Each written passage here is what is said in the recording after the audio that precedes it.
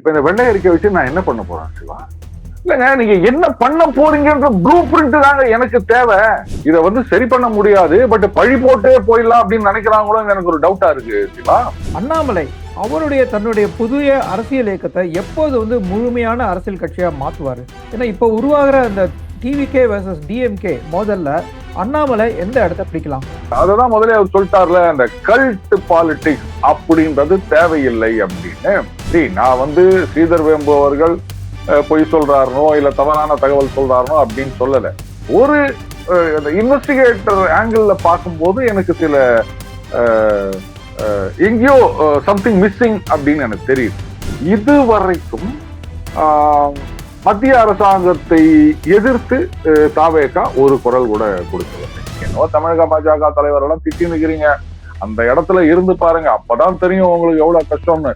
ஒரு நாள் முதல்வரா கூட இருந்துடலாம், ஒரு நாள் தமிழக பாஜக தலைவரா மட்டும் இருக்கவே முடியாதுன்னு நினைக்கிறேன் சிவா. கொஞ்சம் கூட வந்து இந்த ஒரு சுயமரியாதை வெக்கமான ஒண்ணு என்னன்னோ சொல்லுவாங்களே, எதுவுமே இல்லாம ஒரு அரசியல்வாதியா யார் இருக்க முடியும்னா நம்ம அண்ணன் வைகோ அவர்களை தான் பார்க்கணும் அப்படின்னு நினைக்கிறேன்.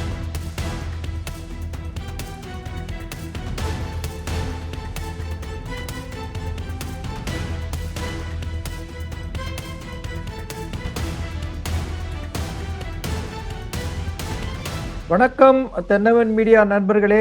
வணக்கம் சார். வணக்கம். வணக்கம் சிவா. இப்ப நடந்து முடிந்த சட்டமன்ற கூட்டத்தொடர்ல வெற்றி பெற்றது யாரு? விஜயா, உதயநிதியா? ரைட், ரெண்டு பேருமே வந்து தமிழ் சினிமாக்கள்ல தமிழ் ஹீரோக்களா இருந்தவங்க.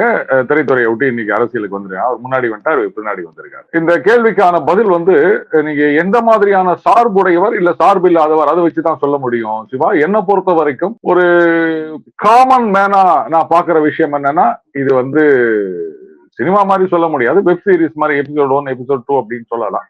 அப்படி பாத்தீங்கன்னா இந்த முறை வெற்றி அப்படின்றது, அதாவது கை உச்சத்தில் ஓங்கி இருப்பது அப்படின்றது கண்ண மூடி நான் சொல்ல உதயநிதி ஸ்டாலின் அவர்கள் தான். கண்ணை திறந்தானா எப்படி சொல்லுவீங்க?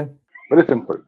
எப்போ உங்களுடைய நடவடிக்கைகள் வந்து உங்க கூட இருக்கவங்களே ஏத்துக்க முடியாது அப்படின்னு வெளிப்படையாக எதிர்ப்பையும் கண்டனத்தையும் பதிவு செய்கின்றார்களோ அப்பவே வந்து எங்கேயோ சம்திங் ராங் அப்படின்றது உங்களுக்கு புரியுது இல்லையா? திருமாவளவன் அவர்கள் வந்து நீண்ட ட்வீட் ஒன்று போட்டிருக்காரு. நல்லா யோசிச்சு பார்க்கணும். திமுகவோட அத்தனை வருடங்கள் அவர் கூட கூட்டணியில இருந்தார். அப்பெல்லாம் கூட அந்த தோழமை சுட்டு அப்படின்ற ஒரு எல்லையை தாண்டினது கிடையாது. பெரிய இஷ்யூ எல்லாம் நடந்த போதெல்லாம் கூட அவர் வந்து அப்படி ஏதாவது சொல்லணும்னா நேர போய் சந்தித்து ஒருவேளை சொல்லியிருப்பாரோ என்னவோ தெரியல. பொதுவெளியில இந்த மாதிரியான ஒரு எதிர்ப்பு, இது சரியில்லை, இது மாண்புக்கு இதுவாக அப்படின்ற மாதிரிலாம் அவர் என்னைக்குமே பேசினது கிடையாது. ஆனா இன்றைக்கு சேர்ந்த கொஞ்ச நாள்லயே இந்த மாதிரி பேச தலைப்பட்டு இருக்கின்றார். கம்யூனிஸ்ட்லயும் இது மாதிரி வந்து ஏதோ கருத்து சொல்லியிருக்காங்க, இது சரியில்லை அப்படின்ற மாதிரி. உங்களை சேர்ந்தவங்க, உங்க கூட இருக்கவங்க, உங்களுடைய ஃபேன் பேஸ் இவங்க வேணா சொல்லாங்க தெர்ரி, மாஸ், மெர்சல் காம்ஸ்டார் அப்படின்னு ரசிகர்கள் வந்து ஃபயர் விட்டுக்கலாம். ஆனா இந்த so called common man, neutral voters, அவங்க மத்தியில இது வந்து எடுபடவில்லை அப்படின்னு தான் நான் சொல்லணும். அடுத்தது உதயநிதி ஸ்டாலின் அவர்களுடைய கவுண்டரை பாருங்க. அப்கோர்ஸ் இந்த நேரடி ஒளிபரப்பு அப்படின்றது வந்து ரொம்ப நல்லா இருந்ததுன்னு வச்சுக்கோங்களேன். அவர் சொல்றாரு, இது பாருங்க, எங்க கட்சி முன்னாள் அமைச்சர் தங்கம் தென்னரசு மீட்டிங் போடுறாரு, 54 கரண்ட் கட் ஆயிடுச்சு. சரி, ஏதோ எதிர்கட்சியை கரண்ட் பிடிக்கினாங்க அப்படின்னு பார்த்தா திருமா அவர்கள் அவர் வீட்டுல வந்து காங்கிரஸுடைய அண்ணன் ப. சிதம்பரம் அவர்கள் போறாரு, கரண்டே இல்லை, இருட்டுல 1 மணி நேரம் ஏசி கூட இல்லாம 2 பேரும் பேசிட்டு வந்துக்கிறாங்க அப்படின்னாரு. சரி, இதுதான் போச்சுன்னு பார்த்தா ஆளுங்கட்சியோட தலைமையகத்திலேயே வந்து கரண்ட் போயிடுச்சு. அவர் பேசினாரு, பொக்குன்னு கரண்ட் போயிடுச்சு. இன்னைக்கு அமைச்சிருக்காரு பாத்தீங்களா நிர்மல்குமார்? வரேன் நான் சொல்றேன், அதுக்கு அடுத்தது நான் வரேன். சொல்லிட்டு வழக்கமா மழை பெஞ்சதுன்னா அதெல்லாம் வந்து ரமணன் வந்தாலே பசங்க குசி ஆயிடுவாங்க, ஆஹா இன்னைக்கு லீவ் விட போறாங்க அப்படின்னு. அந்த மழை பெய்யும் போது, புயல் வரும்போது லீவா என்னன்னு தெரிஞ்சுக்கிறதுக்கு டிவியை போடுவாங்க. இன்னைக்கு டிவி ஆன் பண்ணி ஆன் ஆகலன்னா கரண்ட் இல்ல, ஸ்கூல் லீவுன்னு தெரிஞ்சுக்கிறாங்க. ஏன்னா கரண்ட் இல்லாம ஏதோ சென்னையில ஒரு இடத்துல பள்ளிகளுக்கு லீவ் விட்டது இதுதான் முதல் தடவை அப்படின்னு ரொம்ப நாசும் விஷயத்த சொல்லிட்டு போயிட்டாரு. இது வந்து நல்லா கனெக்டா இருக்குன்னு வச்சுக்கோங்களேன். This is a fact. இதை வந்து யாரும் மறைக்க முடியாது, சரியா? அடுத்தது வெள்ளை அறிக்கை வெளியிட்டு இருக்கின்றார்கள் அப்படின்னா நிஜமாவே ஆச்சரியமா இருந்துச்சு. நீங்க அந்த வெள்ளை அறிக்கையை எடுத்து பாருங்க. அதுல வந்து உச்சத்துல இருந்த அந்த பற்றாக்குறை, இழப்பு, நஷ்டம் அப்படின்றத கடைசி ஆண்டுல குறைத்திருக்கின்றார்கள் திமுக ஆட்சியில. நீங்க அந்த டேட்டா பாத்தீங்கன்னா தெரியும். நான் அதை எடுக்கிறேன் பாருங்களேன். நிஜமாகவே இது உண்மையான கணக்கு தானா, இல்ல யாராவது போட்டாங்களா ஆளுங்கட்சிக்கு எதிரானவர்கள் அப்படின்னு எனக்கு தெரியல. அதாவது 2001 2006 இது வந்து அதிமுக ஆட்சி நடந்த காலத்துல மொத்த வருவாய், அதாவது அந்த 5 வருஷ காலத்துல 51,084 கோடி. ஆனா 5 வருஷத்துல செலவு வந்து 67,439 கோடி. சோ 8,355 கோடிகள் நஷ்டம் மின் வாரியத்துக்கு. அதுக்கப்புறம் 6/11 திமுக ஆட்சி வருகின்றது. ஆட்சி காலத்துலதான் கரண்ட் இல்லாம நம்ம எவ்வளவு கஷ்டப்பட்டோம் அப்படின்னு தெரியும். அதுவே வந்து திமுக ஆட்சி தோத்து போனதுக்கு ஒரு காரணம்னு கூட சொல்லலாம். அந்த காலகட்டத்துல பாத்தீங்கன்னா 92,737 கோடி வருமானம், 1,28,000 கோடி செலவு, 8,000 இருந்தது 34,000 ஆயிடுச்சு. அதுக்கப்புறம் அடுத்த 10 வருடங்கள் பாத்தீங்கன்னா திமுக ஆட்சி தான். முதல் 5 வருடத்துல 56,000 சில்லற கோடி நஷ்டம். அடுத்த கடைசி 5 வருடம் அதிமுக ஆட்சியில 58,534 கோடி நஷ்டம். சோ இது வளர்ந்து கொண்டே போகின்றது. ஆனா கடந்த 21-26 ஆட்சி காலத்துல அந்த 58,000 கோடி அப்படின்றது 34,000 கோடியாக நஷ்டம் குறைந்திருக்கின்றது. இதுக்கு என்ன பதில் சொல்வீங்க சிவா? இவங்க கொடுத்த வெள்ளை அறிக்கை தான். அது பாருங்க, வெள்ளை அறிக்கை அப்படின்னா என்ன நினைச்சிட்டு இருக்கீங்க? ஏற்கனவே இருக்கிற அந்த ஸ்டாட்டிஸ்டிக்ஸை கொண்டு வந்து கொடுக்கறதுக்கு பேர் வெள்ளை அறிக்கையா? சரி, இப்ப இந்த வெள்ளை அறிக்கை வந்துச்சு, இப்ப இதை வச்சு என்ன பண்ண போறோம் நம்ம? ஏன் கரண்ட் வரல? ஒரு என்ன அறிக்கையா இருந்தாலும் இதுதான் அறிக்கை, இதுதான் ப்ராப்ளம், இதுதான் எங்களுடைய ஆக்ஷன் அப்படின்னு சொல்றதுதான் வந்து ஒரு புத்திசாலித்தனமான அறிக்கையா இருக்கும். இப்ப இந்த வெள்ளை அறிக்கை வச்சு நான் என்ன பண்ண போறேன் சிவா? இல்ல நீங்க தான் என்ன பண்ண போறீங்க சொல்லுங்க. நான் எதுவும் பண்ண முடியாது. என்னெல்லாம் வந்து ப்ராப்ளம் கொடுத்துச்சு அப்படின்னு சொல்றதுக்கு தான் அவர் வந்து வெள்ளை அறிக்கையை பண்ணிருக்காருன்னு நமக்கு தெரியுது. ஆனா அதுலயே வந்து கடைசி காலகட்டத்துல அவங்க வந்து நஷ்டத்தை குறைச்சிருக்காங்க அப்படின்னு தெரியுது. இது மட்டும் ஏங்க, நான் வந்து ஒரு கன்சியூமருங்க. எனக்கு வந்து சுவிட்ச போட்டா லைட் எரியணும், ஃபேன் ஓடணும், அவ்வளவுதான். இதுதான் என்னுடைய ரெக்யர்மெண்ட். இது வந்து நஷ்டம் ஏறிச்சா இல்ல இறங்குச்சா இதெல்லாம் எனக்கு என்னத்துக்குங்க? கரண்ட் பில் மட்டும் ஏறுதுன்றதை மட்டும் நம்ம கணக்கு தெரியுது. சரி, ஏறுனா ஏறட்டும். ஒருவேளை கரண்ட் பில்ல குறைக்கிறதுக்காக வந்து கரண்ட் கட் ஆயிடுச்சா அப்படின்னு நான் கேட்டா என்ன பதில் சொல்வீங்க? எனக்கு இது தேவையில்லைங்க. இதை வச்சு நான் என்ன பண்ண போறேன்? நீங்க கரண்ட் அடிக்கடி கட் ஆகுதுங்கிறதுக்கு ஏதாவது காரணம் சொல்ல வந்திருக்காங்களா? அதுக்கு ஏதாவது ஒரு காரணம் இருக்கா வெள்ளை அறிக்கையில? இல்லங்க, இதை வச்சு நீங்க என்ன பண்ண போறீங்க? சரி ரைட், வெள்ளை அறிக்கை வந்துச்சு, இனிமே வந்து கரண்ட் கட் ஆகுறது நின்றுமா? இப்ப நீங்க டாக்டர் கிட்ட போறீங்க, உடம்பு சரியில்லை அப்படின்னு. அவர் என்ன பண்றாரு? அப்படியா, ரைட்டு, இந்த டெஸ்ட் எல்லாம் எடுத்துன்னு வாங்க அப்படின்னாரு. டெஸ்ட் எடுத்துன்னு வந்து ரிசல்ட்டை கொடுக்குறீங்க. எதுக்காக கொடுக்குறீங்க? இந்த ரிசல்ட்டை பார்த்த பிறகு அவர் வந்து உனக்கு என்னப்பா வியாதி அப்படின்னு கண்டுபிடிச்சு ஏதோ மருந்து கொடுக்க போறாரு, வயிற்று வலி குணமாகும் இல்ல வியாதி குணமாகும். அதுக்காக தானே டெஸ்ட் எடுத்துன்னு வந்து ரிப்போர்ட்டை கொடுக்குறீங்க. டெஸ்ட்டை வாங்கி வச்சுக்கின்னு வியாதி இருக்குது அப்படின்னா தெரிஞ்சுதானே நான் உன்னாட வந்துக்கிறேன். அதுக்கு தானே டெஸ்ட் எடுக்க சொல்லிக்கிறேன். ரிப்போர்ட்டை கொடுத்த பிறகு வந்து வியாதி இருக்குதுன்னு சொல்லினே இருந்தா அர்த்தம். அதுக்கு கியூர் என்ன? இதை தானங்க ஒரு பேஷண்ட் கேட்பாங்க. அந்த மாதிரி அடுத்த ஸ்டெப்பா கியூர் வருமா இருக்கலாம். இல்ல அருண், இல்லங்க, நீங்க என்ன பண்ண போறீங்கன்ற ப்ளூ பிரிண்ட் தாங்க எனக்கு தேவை. இதை வச்சு நான் என்ன பண்ண? இதுதான் இவங்க பண்ற பெரிய தப்பு. அதாவது இன்ஃபேக்ட் இந்த வெள்ளை அறிக்கையை பார்க்கும்போது எனக்கு என்ன தெரியுதுன்னா, இதை வந்து சரி பண்ண முடியாது, பட் பழி போட்டே போயிடலாம் அப்படின்னு நினைக்கிறாங்களோ எனக்கு ஒரு டவுட்டா இருக்கு சிவா. இப்போ இது பாருங்க, என்ன பிரச்சனை அப்படின்னு கண்டுபிடிக்கணும். முதல்ல பாத்தீங்கன்னா ஒரு 8 காரணங்கள்னு சொன்னாரு. அதை வேற எதிர்கட்சிகள்ல வந்து கலாச்சாங்க. சாட் ஜிபிடியில போட்டு இந்த காரணத்தெல்லாம் கொண்டாந்தாரு. சரி, அது சாட் ஜிபிடியில போட்டாங்களோ இல்ல நிஜமான காரணங்களோ ஏதோ காரணம் சொல்லிட்டாரு. அதுக்கப்புறம் ஃபியூஸ் கேரியரை புடுங்குறாங்க அப்படின்னாங்க. இது நடுவில் யாரோ ஒருத்தர் வந்து இது மாதிரி திமுக காரங்க பண்றாங்கன்னு சொல்லி அவங்க மேல வந்து நாங்க டெஃபமேஷன் போடுவோம்னு சொல்லி அது ஒரு பக்கம் ஓடி இருக்குது. அப்ப என்ன காரணம்ன்றதுக்கே ஒவ்வொரு நாளைக்கு ஒவ்வொன்றா சொல்லிருந்தீங்கன்னா நான் என்னங்க பண்ணுவேன்? காரணத்தை கண்டுபிடிக்கிறதுக்கே எவ்வளவு நாள் ஆச்சுன்னா அப்புறம் அதை வந்து கியூர் பண்றதுக்கு எவ்வளவு நாள் ஆகும்? இதெல்லாம் வந்து பாத்தீங்களா, அவங்கதான் இப்படி வந்து பழி போடுவதற்கான ஒரு உபாயமே தவிர இந்த வெள்ளை அறிக்கையை வச்சு இந்த மின் பிரச்சனையை தீர்ப்பாங்களா அப்படின்னா ஐ எம் சாரி. அப்ப அதை தீக்க போறது இல்ல தீக்கிறதுக்கு நாள் ஆகும் அப்படின்னும் போது ரீல்ஸை வச்சுட்டு இதெல்லாம் முட்டு கொடுக்க முடியாது சிவா. ஏன்னு கேட்டீங்கன்னா அந்த ரீல்ஸை பார்க்கணும்னா கூட கரண்ட் வேணும் மொபைல்ல ரீசார்ஜ் பண்றதுக்கு. உண்மைதான். சோ இந்த சூழ்நிலையில அண்ணாமலை அவருடைய தன்னுடைய புதிய அரசியல் இயக்கத்தை எப்போது வந்து முழுமையான அரசியல் கட்சியா மாத்துவாரு? ஏன்னா இப்ப உருவாகிற அந்த டிவிகே வெர்சஸ் டிஎம்கே மோதல்ல அண்ணாமலை எந்த இடத்தை பிடிக்கலாம்? பாருங்க, மார்க்கெட்ல வந்து 2 கார் தான் இருந்தது. அம்பாசிடரும் அந்த பக்கம் பிரீமியர் பத்மினின்னு சொல்லக்கூடிய ஃபியட். ரெண்டு தான் இங்க வந்து அம்பாசிடர் வெர்சஸ் ஃபியட்னு இருக்கும்போது எப்படிங்க புது வந்துன்னா இன்னைக்கு எத்தனை பிராண்ட் இருக்குது, எத்தனை கம்பெனி இருக்குது. ஒவ்வொரு கம்பெனியுமே வந்து ஏராளமான மாடல் வச்சுக்கிறாங்க. ஒவ்வொரு மாடல்லையும் வந்து கீழே இருந்து மேல வரைக்கும் வந்து ஏராளமான வேரியன்ட் வேற வச்சுக்கிறாங்க. இடம் இல்லாமையா போயிடுச்சு. அதனால இன்னைக்கு நடக்கிற சண்டையை பார்க்கும்போது எல்லாம் நினைக்க இந்த நேரத்துல வந்து குதிக்கணும். அது சினிமா மாதிரி தான் வச்சுக்கோங்களேன். அங்க 2 பேரும் சண்டை நடந்து நிக்குது. அப்ப இந்த நேரத்துக்கு அப்படியே கிளைமேக்ஸ்ல ஹீரோ வர மாதிரி அவர் வந்து குதிக்கணும்பா, ஃபைட்டு சூப்பரா இருக்கும்பா. அது இல்லைங்க அரசியல். அவர் வந்து ஒரு நீண்ட கால அரசியலை நோக்கி போய் கொண்டிருக்கின்றார். டகால்னு வந்து இந்த மாதிரி என்ன சொல்றது, அததான் முதலே அவர் சொல்லிட்டார்ல, அந்த கல்ட் பாலிடிக்ஸ் அப்படின்றது தேவையில்லை அப்படின்னு.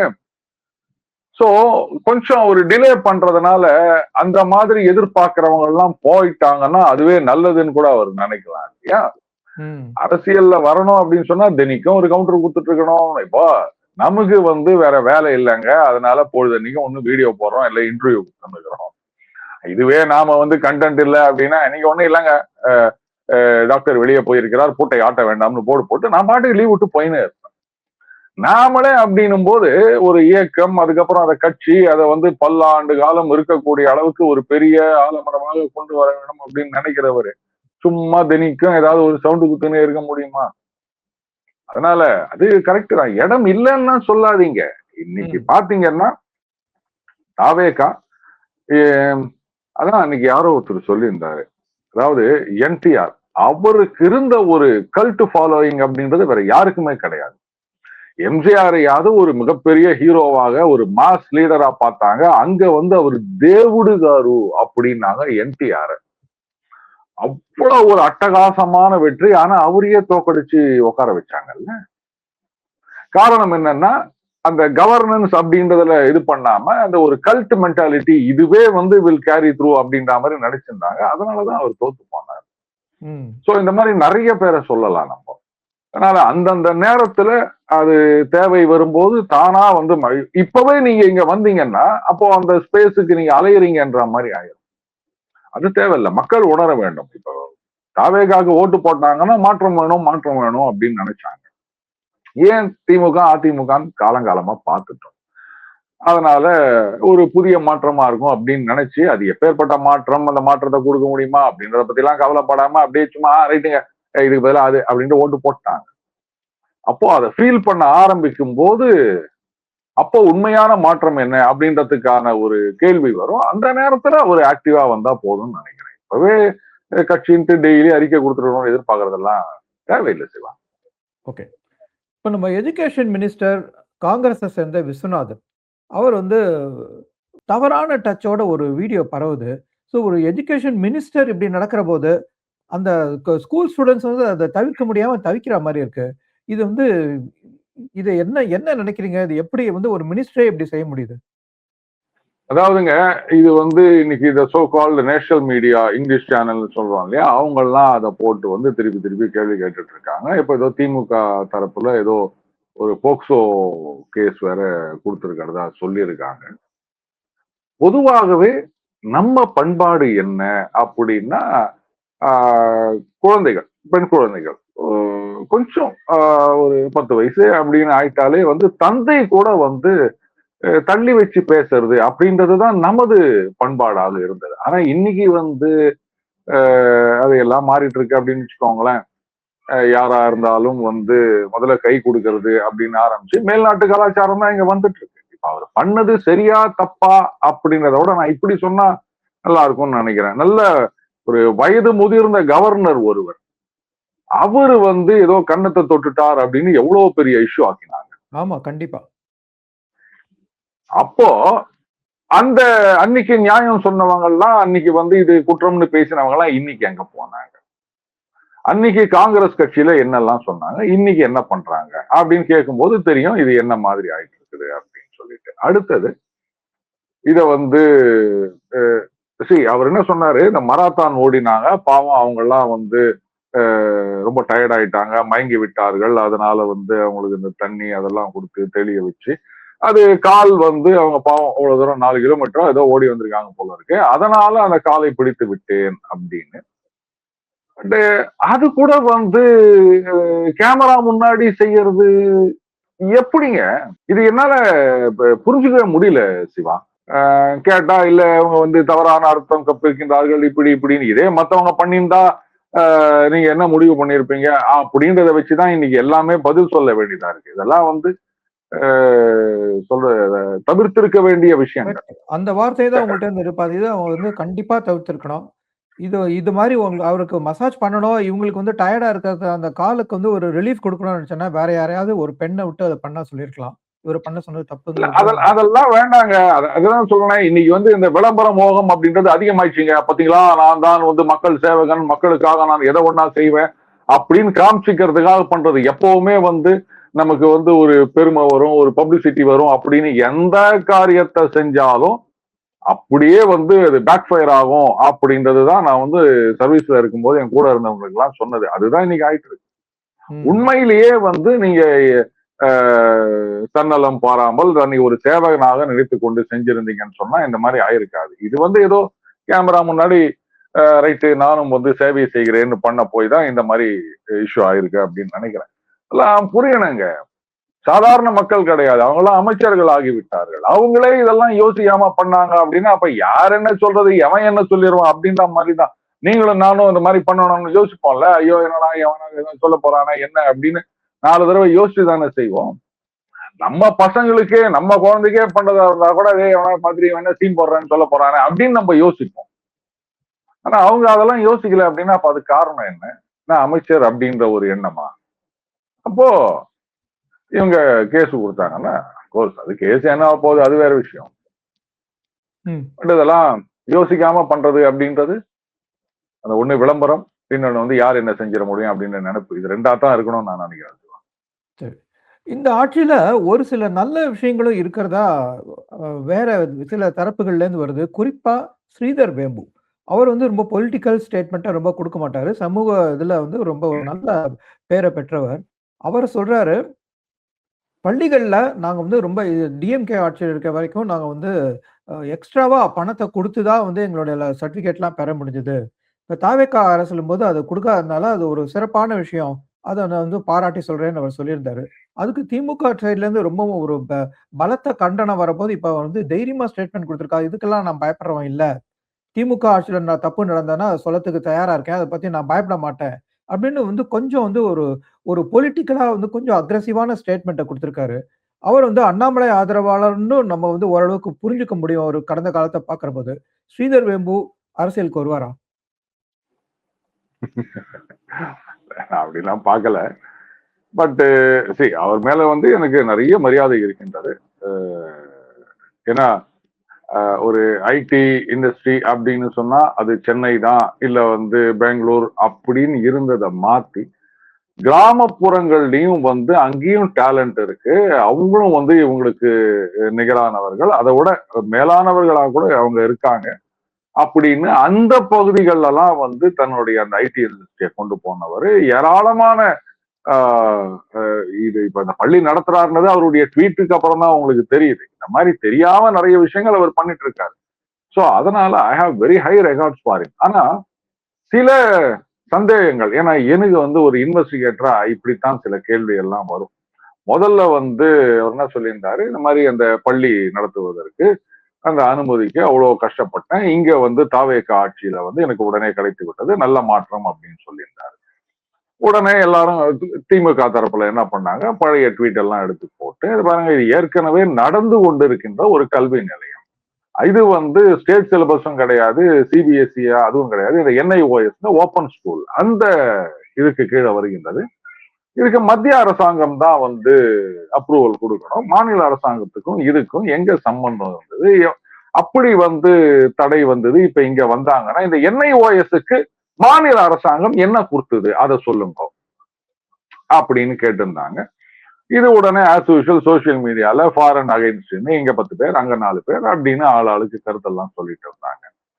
அதுக்கப்புறமா அவர் என்ன சொல்லியிருக்காரு, இது மாதிரி ஒரு பள்ளி அப்படின்னா அதுக்கு ஒரு கட்டடம் வேணும், என்ஐஓஎஸ் இருந்தாலும் ஒரு பில்டிங் வேணும் இல்லையா, அதுக்கு வந்து அந்த டிடிசிபி அப்ரூவல் அப்படின்னு. அது அந்த டிடிசிபியில் அப்ரூவல் வாங்குறது எவ்வளவு கஷ்டம், என்னென்னலாம் இருக்கும் அப்படின்றது எல்லாருக்குமே தெரியும். அவ்வளவு இதுவான அப்படின்லாம் சொல்லியிருந்தாரு.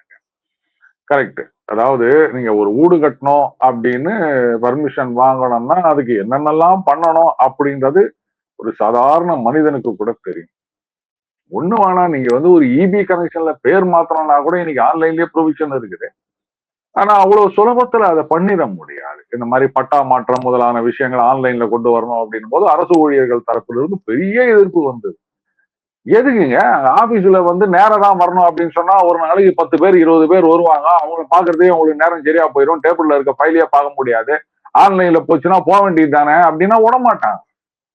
சோ அந்த அளவுக்கு எல்லாம் இருக்குன்னு வச்சுக்கோங்க. நான் இப்ப என்னுடைய கேள்வி என்னன்னா, இதுதான் எனக்கு இந்த சில இன்கன்சிஸ்டன்சி தெரியுது. அது ஏற்கனவே நடந்து அட்லீஸ்ட் ஃப்ரம் 2024 நடந்து கொண்டிருக்கின்ற பள்ளின்றாங்க. டிடிசிபி அப்ரூவலுக்கு எனக்கு இது மாதிரி ஆச்சுன்னா ரைட், டிடிசிபில இந்த மாதிரி வந்து பிரச்சனை எல்லாம் இருக்கும். அப்ரூவல் வாங்குறதுன்னா வந்து எல்லா நடைமுறை தான், அது எல்லாருக்கும் தெரியும். ஆனா இப்ப இந்த ஆட்சியில் அனுமதி கிடைத்து விட்டது அப்படின்னா, சிவா நான் தெரியாம கேட்கிறேன், அதனுடைய டீட்டெயில்ஸ் முழுக்க எனக்கு தெரியாது. அப்ப இதனால் வரைக்கும் டிடிசிபி, ஏன்னா எஜுகேஷன் இன்ஸ்டிடியூஷன் அப்ரூவல்னு சொல்லல அவருக்கு. அதுக்கப்புறம் கொடுத்த கிளாரிபிகேஷன் என்ன சொல்லியிருக்காரு, டிடிசிபி அப்ரூவலுக்கு நான் இது மாதிரி கஷ்டப்பட்டேன்னு சொல்லியிருந்தார். இன்றைக்கு வந்து தாவேகா ஆட்சியில் கிடைத்து விட்டது அப்படின்னு சொன்னா 24ல இருந்து இயங்கிக் கொண்டிருக்கின்ற பள்ளி அப்படின்னு இவங்க அந்த தரவுகள்லாம் கொடுத்திருக்காங்க. 24ல இருந்து அந்த கட்டடத்துக்கு டிடிசிபி அப்ரூவல் இல்லை, இப்பதான் வந்துதா? சொல்லுங்க சிவா. அப்ரூவல் என்ன அப்ரூவல் பெண்டிங்கா இருந்திருக்கலாம், தெரியல. அப்ரூவல் பெண்டிங்கா இருந்தா நீங்க ஸ்கூல் நடத்த முடியாதுங்க. ஏங்க நீங்க ஒரு வீடு கட்டுறேன்னு அப்ரூவல் கொடுக்குறீங்க, பிளான் அப்ரூவல் வரல, சரி பெண்டிங்னு சொல்லிட்டு ஓட்ட கட்டிடுவீங்களா நீங்க? ஓகே. இப்ப என்ன அப்ரூவல் இந்த ஆட்சியில கிடைத்தது அது பத்தி எனக்கு ஒரு கிளாரிட்டி இல்லை. சரி, நான் வந்து ஸ்ரீதர் வேம்பு அவர்கள் பொய் சொல்றாருனோ இல்ல தவறான தகவல் சொல்றாருனோ அப்படின்னு சொல்லல. ஒரு இன்வெஸ்டிகேட்டர் ஆங்கிள் பார்க்கும்போது எனக்கு சில எங்கேயோ சம்திங் மிஸ்ஸிங் அப்படின்னு எனக்கு தெரியுது. ஏன்னா இது என்ஐஓஎஸ் அவர் விளக்கம் என்ன கொடுத்திருந்தாரு, கரெக்ட். ஆனாலும் பில்டிங் அப்ரூவல் அதெல்லாம் இருக்குது இந்த ப்ராசஸ் அப்படின்னு அவர் சொல்லியிருந்தாரு. சோ இந்த எஜுகேஷன் இன்ஸ்டிடியூஷன் அப்படின்ற அப்ரூவல் ஸ்டேட் கவர்மெண்ட் கொடுக்க முடியாது, ஏன்னா அது என்ஐஓஎஸ் அப்படின்னு சொல்றாங்க. டிடிசிபி அப்ரூவல் இப்ப கிடைச்சது அப்படின்னு சொன்னா அப்ப அப்ரூவல் இல்லாம அந்த பில்டிங்ல கட்டினாங்களா? அதுவும் எனக்கு தெரியல. ஒருவேளை டெம்பரரியா வேற எங்கேயாவது நடத்தி இருந்து அதுக்கப்புறம் அப்ரூவல் வாங்கிட்டு இப்ப எங்க வரலாம்னு நினைச்சிட்டு இருக்காங்களா? அதுதான் சொன்ன சம்திங் மிஸ்ஸிங். எனக்கு வந்து முழு தகவல் இல்லை. ஆனா எங்கேயோ நடுநடுல கொஞ்சம் பக்கத்தை காணோம் சிவா. அடுத்தது இன்னொருத்தர் சொல்லியிருந்தாரு, இந்த மாதிரி வந்து அது ஏதோ சம் ஸ்பீடிங்கா இல்ல ஏதோ சம்திங் சலான் வந்தது, போலீஸ் ஸ்டேஷன்ல போயிட்டு டிரைவரை விட்டு பணத்தை கட்டிட்டு வான்னு சொன்னேன். அங்க போய் பணத்தை எடுத்த உடனே அங்க இருந்த கான்ஸ்டபிள் ஐயோ இங்கெல்லாம் பணத்தெல்லாம் வெளிலாம் எடுக்காதையா, இதெல்லாம் வந்து ஆன்லைன்லயே கட்டிக்கலாம் அப்படின்னு சொல்லி அனுப்பிச்சிட்டாரு. அதுக்கப்புறம் நான் ஆன்லைன்லயே கட்டிட்டேன், நல்ல மாற்றம் அப்படின்னு சொல்லியிருந்தாரு. எனக்கு என்ன டவுட்னா, அவரு வந்து நம்மள மாதிரி இந்த இன்டர்நெட்னா என்னன்னு தெரியாத ஆளெல்லாம் கிடையாது. அவரு நிறைய சாஃப்ட்வேர் அதுக்கப்புறம் டூல்ஸ் அது இதுன்னு இது பண்றவரு, பெரிய டெக் சவி மனுஷன். அவருக்கே வந்து சலான் வந்தா அதை ஆன்லைன்ல கட்டலாம் அப்படின்னு தெரியாதா? இல்ல சலான் மெசேஜ் வந்ததுன்னு சொன்னா கூடவே லிங்க் இருக்கும் அப்படின்னு சொல்றாங்க. இப்ப திடீர்னு வந்து ஒரு சில பேர் வந்து இந்த மாதிரி எனக்கு லஞ்சம் இல்லாமல் இங்க கிடைத்தது அங்க கிடைத்ததுன்னா ஏதோ ஒரு மாற்றம் நடந்திருக்கு, நான் இல்லைன்னு சொல்லல. ஆனா ஒரே சமயத்துல பல இடங்கள்ல இருந்து இந்த வரும்போது எனக்கு என்ன தெரியுமா தோணுது சிவா, இந்த ஹோர்முசம் மூட்டாங்க, சிலிண்டர் வர்றது தட்டுப்பாடு அப்படின்னும் போது ஒரு சிலர் தேவையில்லாம இங்க போயிட்டு பெட்ரோலே வரல அப்படி இல்லைன்னு 2-3 நாள் பெட்ரோல் பங்கெல்லாம் போட்டு முற்றுகையிட்டு ஷாம்பு பாட்டில்ல இருந்து வாட்டர் பாட்டில் வரைக்கும் தண்ணி பெட்ரோலை குடிச்சிட்டு போயிட்டு தேவையில்லாத ஒரு பதட்டத்தை உருவாக்கினாங்க. தமிழ்நாடு இந்த மாதிரி ஒரு சில இடங்கள்ல மட்டும்தான். அதே மாதிரி இந்த கேஸ் சிலிண்டர் இல்லைன்னும் போது பாத்தீங்களா, நான் ராத்திரி 12 மணில இருந்து நிக்கிறேன் அப்படி இப்படிலாம் சில பேர் சோசியல் மீடியால போட்டாங்க. சொல்லி வச்ச மாதிரி பாத்தீங்கன்னா இது பாருங்க, நான் வந்து நேற்றுக்கு புக் பண்ணேன், இன்னைக்கு வந்து 12:05 டிங் டிங் டிங் அப்படின்னு பெல் அடிச்சுது, சிலிண்டர் பண்ணிட்டு காசு வாங்கிட்டு போயிட்டார், சிலிண்டருக்கான காசு. இப்படின்னு ஏராளமான போஸ்ட் வரதையும் என்னால பார்க்க முடிஞ்சது. நாங்க இது ஒரு பக்கம் நாடானா சிலிண்டரே வரலான்ட்டு எல்லாம் கேஸ் ஏஜென்சி வாசல்ல போய் நிக்கிறாங்க. ஒரு பக்கம் நாடானா நேத்து புக் பண்ண இன்னைக்கு வந்துச்சுன்றாங்க. சரி என்னதான் ஆகுது பார்க்கலாம் அப்படின்னு நான் புக் பண்ணேன். புக் பண்ணா எனக்கு வந்து அப்கோர்ஸ் 2 சிலிண்டர் இருக்கு. அதனால எனக்கு வந்து ஒரு 20 நாளும் என்னவோ கழிச்சு தான் அந்த 20 நாளோ 15 நாளோன்னு நினைக்கிறேன் கழிச்சு தான் வந்து எனக்கு சிலிண்டர் வந்ததுங்க. எனக்கு வந்து உடனடி தேவையில்லை, அதனால எனக்கு பிரச்சனை இல்லை அப்படின்னு வச்சுக்கோங்களேன். ஏன்னா இந்த ஹோர்முஸ் மூடுறதுக்கு முன்னாடி எனக்கு 45 நாள் வந்திருந்தது. இப்போ வந்து அந்த ரைஸ் குக்கர், அது எலக்ட்ரிக் ரைஸ் குக்கர் அதெல்லாம் யூஸ் பண்ணி 60 நாள் வந்தது. நேற்றுக்கு தான் மாத்தினேன் சிலிண்டர். சோ இவங்க சொல்ற மாதிரி சிலிண்டரே இல்ல, தட்டுப்பாடு அப்படின்றதும் உண்மை இல்லை. நேத்து புக் பண்ண இன்னைக்கு 12 மணிக்கு காலிங் பெல் அடிச்சு சிலிண்டர் குடுத்துட்டு போனாங்க அப்படின்னு சொன்னதும் உண்மை இல்லை. அது வந்து நடுவாந்தரத்துல எங்கேயோ இருக்குது. சொல்றது புரியுதுங்களா? அந்த மாதிரிதான் இது வந்து கொஞ்சம் பொறுத்துதான் பார்க்கணும். ஒரு இன்டென்ஷன் தெரியுது, ரைட்டு, ஊழலை ஒழிக்க வேண்டும் அப்படின்னு. ஆனா அதுக்காக இது கொஞ்சம் ஹைட் பண்றாங்களோ அப்படின்னு எனக்கு ஒரு டவுட் இருக்கு. வெயிட் பண்ணுவோம், இப்பதானே வந்திருக்காங்க, எல்லாத்துக்கும் டைம் கொடுக்கணும்னு சொல்றாங்கல்ல. அதனால நிஜமாகவே ஊழல் ஒழிந்து விட்டதா இல்லையா அப்படின்னு சொல்றதுக்கும் எனக்கு டைம் வேணும் சிவா. அப்பதான், ஏன்னா சட்டம் ஒழுங்குக்கெல்லாம் வந்து டைம் கொடுக்க முடியாது, வாக்குறுதிகளுக்கு தான் டைம் அப்படின்னு கம்யூனிஸ்ட் சொன்னாங்க. பட் என்னை பொறுத்த வரைக்கும் நான் என்ன சொன்னேன்னா, அதை பாருங்க, ஒரே நாள்ல எல்லாத்துலயும் பண்ணிட முடியாது. அதுவும் சட்டம் ஒழுங்கு முழுமையா கண்ட்ரோல்ல கொண்டு வரணும்னா 1 வருஷம் கூட டைம் எடுத்துக்காங்க அப்படின்னு தான் நான் சொல்லியிருந்தேன். அப்படி இருக்கச்ச இது மட்டும் ஊழல் ஒரே நாள்ல ஒழிஞ்சிச்சுன்னு சர்டிபிகேட் கொடுக்கறதுக்கு நான் தயாராக இல்லை. ஏன்னா அரசு ஊழியர்களை பத்தி எனக்கு நல்லா தெரியும், நானே ஒரு அரசு ஊழியனா இருந்தவன் தானே. நயினார் நாகேந்திரன் சில மருத்துவக் கல்லூரி தொடர்பா அவர் பல மருத்துவ கல்லூரிகளை ஆரம்பிக்கிறதுக்கு அவர் வந்து முயற்சி செஞ்சதா செங்கோட்டையன் வந்து ஒரு ஊழல் புகார் கொடுத்திருக்காரு. அத வந்து நிரூபணம் ஆயிடுச்சுன்னா தமிழக அரசியல்ல இருந்தே தான் விலகுவதாக நயினார் நாகேந்திரன் சொல்றாரு. சோ தமிழக பாஜகல இப்ப என்ன நடந்துட்டு இருக்கு? எனக்கு ஒண்ணுமே புரியலங்க. ஆக்சுவலா அவங்களுக்கே ஒன்றும் புரியல அப்படின்னு தான் நினைக்கிறேன். ஏன்னா இந்த ஆக்ஷன் காமிச்சதை பத்தி நயினார் நாகேந்திரன் அவர்கள் ஒரு கருத்து சொல்லியிருக்காரு. ஆனா மத்திய அமைச்சர் நிர்மலா சீதாராமன் அவர்கள் வேற கருத்து சொன்னதா ஒரு நியூஸ் கார்டு பார்த்தேன். அது எந்த அளவுக்கு உண்மை அப்படின்னு எனக்கு தெரியல, அது வெரிஃபை பண்ணணும். ஏன்னா இந்த மாதிரி நியூஸ் கார்டுன்ற பேர்லயே நிறைய போலிகள் கூட உலவுகின்றன.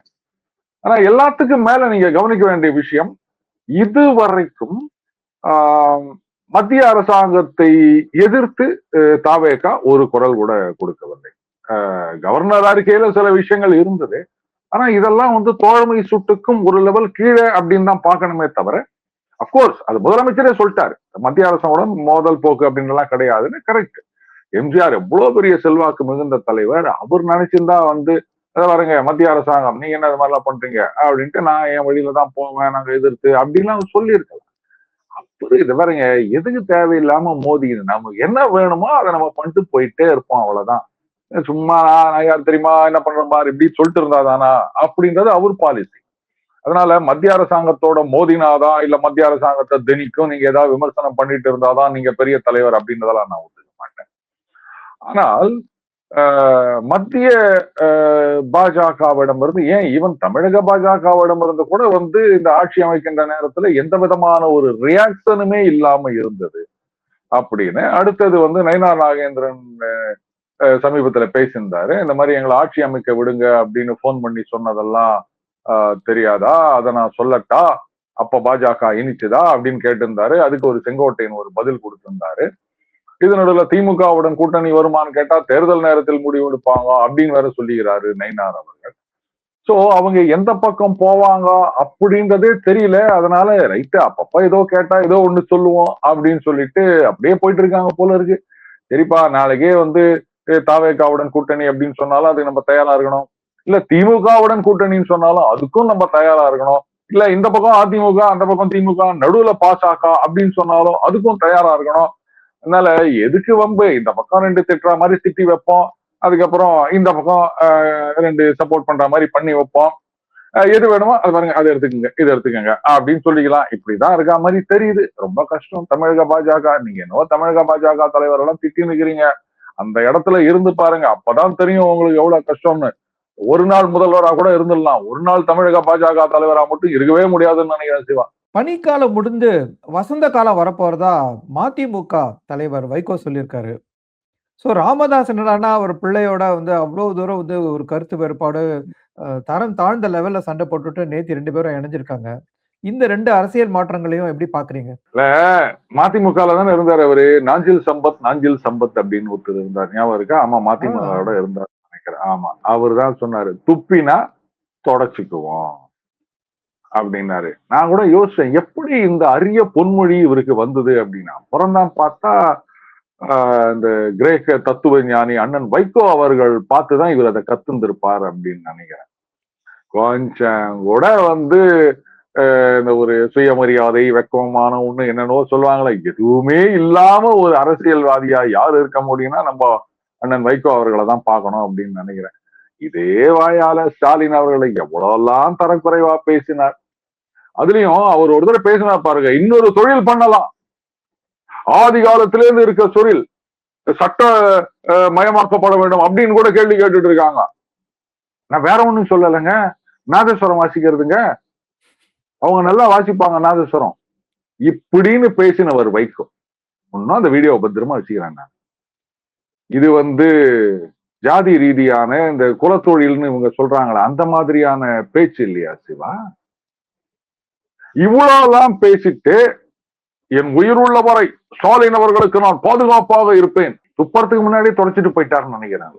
அப்புறம் இவர் போயிட்டு பனிக்காலம் முடிந்து விட்டது, வசந்த காலம் வந்திருக்கு அப்படின்னு சொன்னாருன்னா இதெல்லாம் ஒரு பெரிய ஏங்க, யாராவது ஒரு அரசியல்வாதி கேட்கறத வந்து என்கிட்ட வந்து கேளுங்க, இந்த மாதிரி வந்து எங்க நமக்கு சான்ஸ் கிடைக்கும் அப்படின்ட்டு கபால் குபால்னு பல்ட்டி அடிச்சுக்கின்னு இங்க இருக்கும்போது ஒண்ணு பேசுறது, அங்க இருக்கும்போது ஒண்ணு பேசுறது, இப்படின்னு பதவிக்காகவும் மற்ற இதுக்காகவும் வந்து அலையிறவங்களை பத்தி எல்லாம் என்கிட்ட கேள்வி கேட்டீங்கன்னா அரசியல் விமர்சகர், இந்த மாதிரியான ஆட்களுக்கான விமர்சகர் இல்ல சிவா. ஓகே, இப்ப இந்த விமர்சனத்தை அடுத்தது இங்க அடுத்தது இது ஏங்க, எங்களெல்லாம் பார்த்தா என்ன தெரியுது, தந்தைக்கும் மகனுக்கும் சண்டை, சரி அதுல என்ன பண்ணீங்க, இவரை பதவிக்கு கொண்டு வந்ததுதான் நான் பண்ண பெரிய தப்பு அப்படின்னு சொல்லிட்டு வேற யாரையும் கொண்டு வரல, குடும்பத்துல இருக்கவங்க கொண்டு வந்து எல்லா பதவியிலையும் போட்டு ரொப்பினீங்க.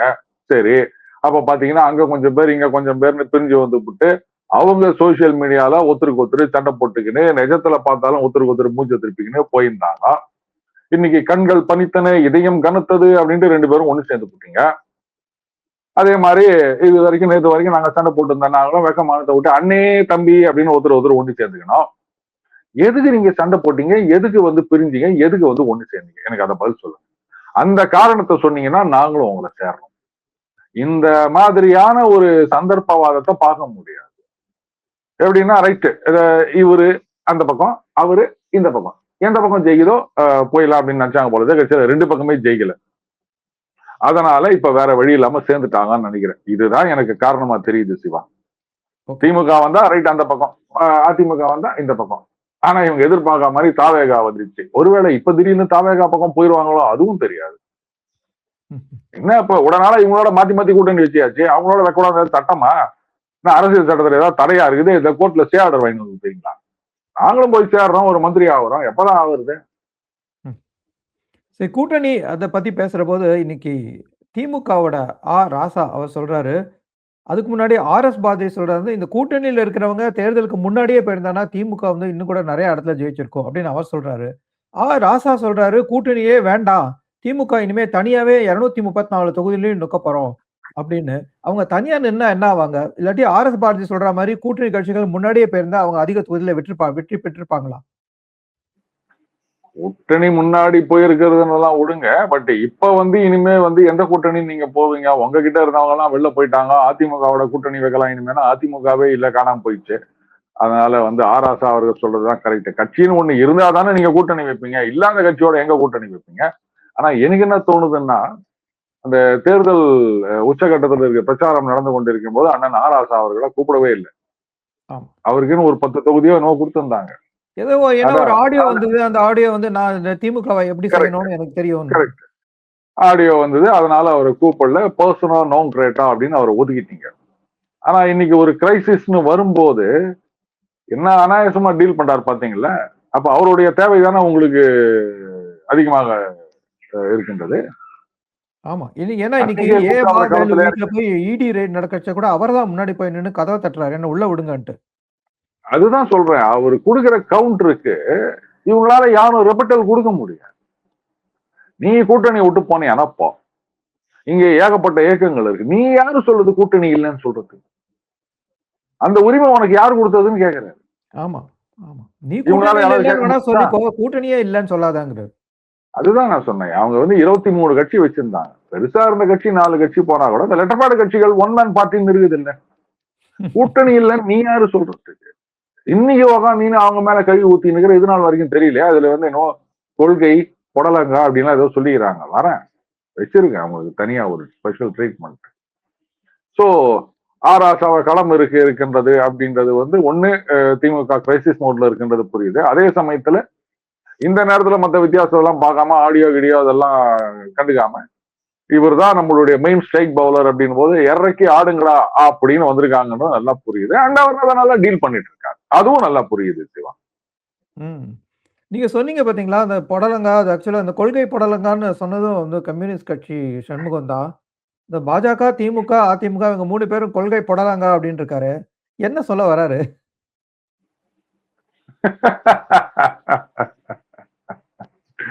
சைனீஸ் நூடுல்ஸ் மாதிரி இருக்கு. என்ன சொல்ல வராங்கன்னு அவங்களுக்கே தெரியல. ஏதோ ஒண்ணு போட்டுட்டு ஏதோ ஒண்ணு பண்ணிட்டு இருக்காங்க அப்படின்னு நினைக்கிறேன். இதை நீங்க அவர்கிட்ட தான் கேட்கணும், புடலங்கானா என்ன அப்படின்னு. ஓகே. நேயர்களே, நீங்க என்ன நினைக்கிறீங்கன்னு சொல்லுங்க. அதற்கு பிறகு மீண்டும் ஒருமுறை டெய்லி பஞ்சாருடன் சந்திப்போம். அதுவரை நன்றி, வணக்கம். வணக்கம் சார். நன்றி சிவா.